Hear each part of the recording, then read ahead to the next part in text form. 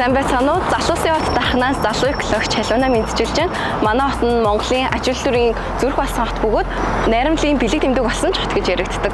Харин миний бодлоор болохоор ногоон байгууламж маш ихтэй учраас хүүхэд залуучууд хамгийн их амьдрахад таатай хот юм болов уу гэж боддог.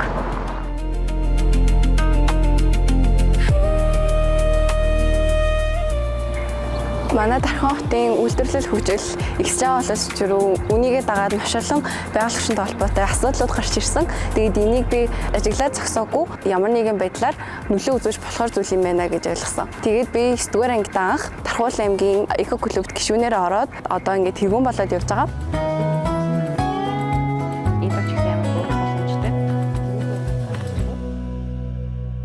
Манай эмээ бас амар цэцэг нуртай болохоор яг хавар болохоор дандаа цэцгийн үр авчирч цэцэг тарьдаг. Байгалийн ухааны хичээлээсээ лимоны үрийг яаж өрсөлдөх үү гэж сурч ирсэн бохгүй юу. Карантины үеэр манай гэртээсэн лимоны үрийг бүгднийг өрсөлдөлгээ болгож исэн гэх юм уу. Гэрийнхэнтэйгээ эмээтэйгээ нийлж байгаа л цэцэг мэцэг амар их тарьдаг. Ер нь миний амьдралын яг хэм маягт ер нь шингэсэн байдаг гэж хэлж болно. Хот маань энэ барилга байгууламж ихсээд хөгжиж байгаа нь ч гэсэн маш сайн тал. Тэгээ хүмүүс ч гэсэн ер нь маш баярлууштай, бахархууштай энд ханддаг. Гэхдээ эргэн үеийн хувьд энд яг амьдарч байгаа хүний хувьд болохоор нөгөө талыгаа буюу яг байгуулагчийн талаас нь ч гэсэн баг зэрэг анхаарал хандуулах хэрэгтэй юм шиг санагддаг байхгүй юу?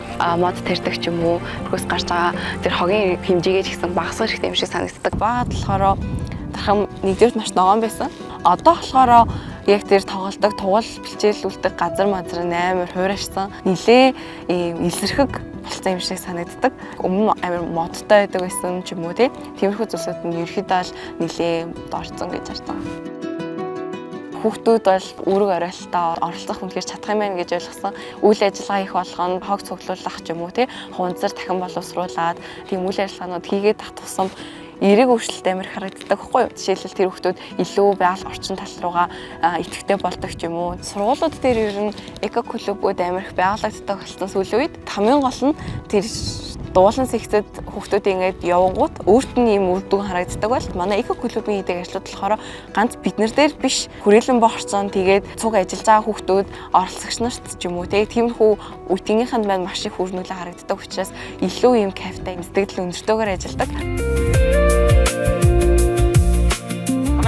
Одоо ямар арга хэмжээ? Одоо манай клуб болохоор нэг клиншот гэдэг төсөл хэрэгжилж байгаа байхгүй юу? Тэр нь болохоор ингээд хогийн савны ард сакснес юм шиг самар байрлуулсан заяа. Тэгэнгүүт ингээд клин гэдэг чинь ирэхэд бол цэвэр клиншот гэдэг чинь цэвэр оруулах шүү дээ. Цэвэр гол их. Тэгэнгүүтээ тэрийг харин хогон дээр ингээд цэвэрхнээр голоо ингээд ингээд оруулах гэдэг нэг тийм төсөл хэрэгжилж байгаа. Ямар вэ?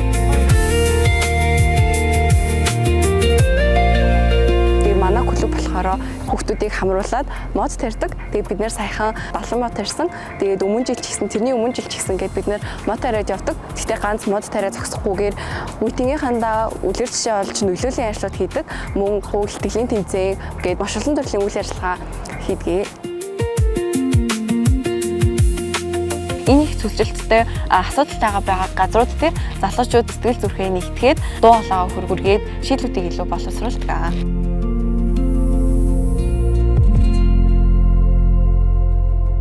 Экологийн талаар байгуулагчны үйл ажиллагаанууд хийгээд явхад болохоор бүх хүүхдүүд амар гоё уриалангуу ханддаг. Тэгээд манай гишүүд ч гэсэн, тэгээд манай найзууд ч гэсэн бүгд яг эндээ оролцоод иргэддээ, томчуудтай, тэгээд хүүхдүүдтэй илүү их мэдлэгтэй болох энэ талаар илүү анзаараасай гэж хийдэг болсон.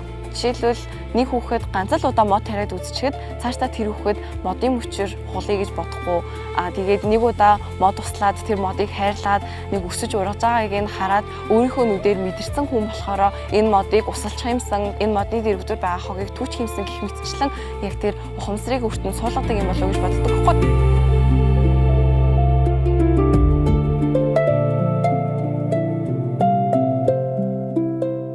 Хамгийн дуртай газар бол энд би амралтаараа чөлөө цагаараа дандаа ийшээ ирэхийг хамгийн хүсдэг. Яагаад гэвэл энд маш ногоон, тэгээд маш цэвэрхэн байдаг. Ирээдүйд ч гэсэн би хүүхдүүдтэйгээ, дүүнертэйгээ яг л нэг иймэрхүү цэвэрхэн, ногоон, тохилог газар амьдрахыг хүсдэг. Тийм ч учраас би дарханчуудтай, ирээдүйн дүүнертэй, үр хойчтой илүү үлгэрлэж, улам ногоон байлгаж, иймэрхүү газруудыг улам их болгоосай гэж уриалдаг.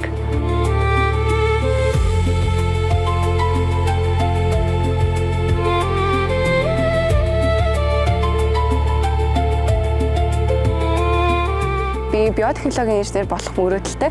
Яагаад гэвэл энэ мэргэжил нь манай Монголын байгаль орчинд хувь нэмэр оруулна гэдэгт би итгэдэг учраас энэ мэргэжлийг сонгосон. Тэгээд ирээдүйд ажил дээр гарахдаа би 5,000 мод тарина гэсэн ийм хувийн нэг зорилго байдаг гэж хэлж болно. Эхний эдийн хэмжээгийн модоо бол одоогийн байдлаар тарьцсан байгаа.